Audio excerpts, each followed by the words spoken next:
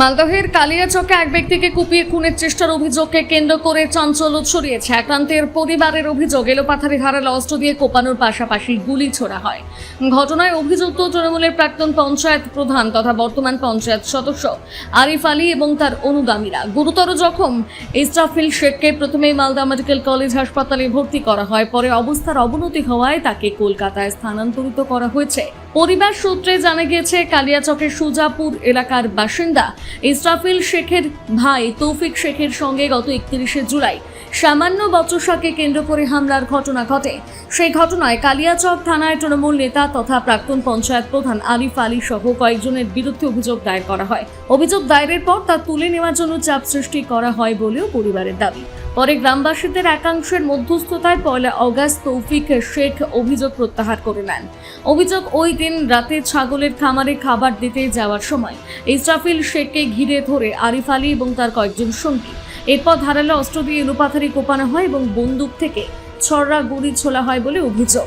হামলায় ইসরাফিল শেখের ডান হাত প্রায় বিচ্ছিন্ন হয়ে যায় বলে পরিবারের দাবি। বর্তমানে তার অবস্থা আশঙ্কাজনক। ঘটনার পর থেকে মূল অভিযুক্ত আরিফ আলী সহ অভিযুক্তরা পলাতক বলে জানা গিয়েছে।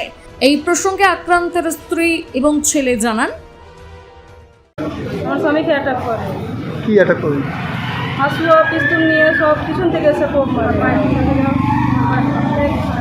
সেখানে আমার স্বামী যখন কিছুই জানে না, পিছন থেকে এসে করে কোপ মারে।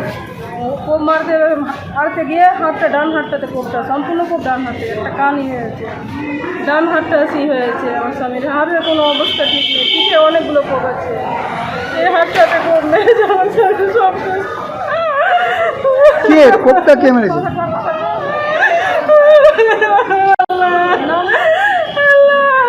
কোপটা কে মেরেছে? আরিফ পুরানা 3 ভাই ছিল, আরিফ, সোহেল, নাসিব আর ইস্তাফিয়ার 2টা ছেলে ছিল।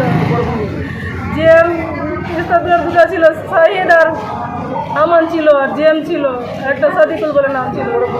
তারা কোন পার্টির আছে? টিএমসি পার্টি করতো, এনামুলও ছিল স্যার।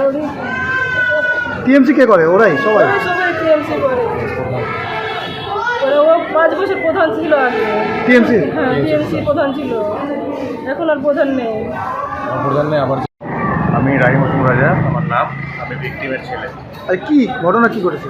ঘটনা ঘটেছিল যে কালকে আমি কলকাতায় ছিলাম, হঠাৎ করে শুনি কি আমার বাবার উপর অ্যাটাক করেছে গাড়ি প্রধানটা। তারপর আমি সিসিটিভি ফুটেজে যা দেখতে পেলাম যে আমার বাবা রোজ দিনের মতো ওই ছাগল খামারে ছাগলদেরকে খাবার খাওয়াতে নিয়ে যাচ্ছিল, আর পিছন দিক থেকে ওই 3 জন অ্যাটাক করে। তার মধ্যে আরিফ প্রধানকে আমি চিনি ব্যক্তিগতভাবে, ওই হাতে বন্দুক নিয়ে অ্যাটাক করেছে। আর তার সামনে ছেলেটা সাফিকুল, সে প্রথমে হাউসা নিয়ে আঘাত করে। কোন দলের? টিএমসির এক্স প্রধান ছিল 5 বছর, আর এখন যে আবার বোর্ড গঠন করছে ইলিগালভাবে, সেখানেও সে জড়িত আছে। পুরো ঘটনার তদন্ত শুরু করেছে পুলিশ, তবে অভিযুক্তদের পক্ষ থেকে এখনো পর্যন্ত কোনো প্রতিক্রিয়া পাওয়া যায়নি। মালদা থেকে পরিত সরকারের প্রতিবেদন, নিউজ টুডে।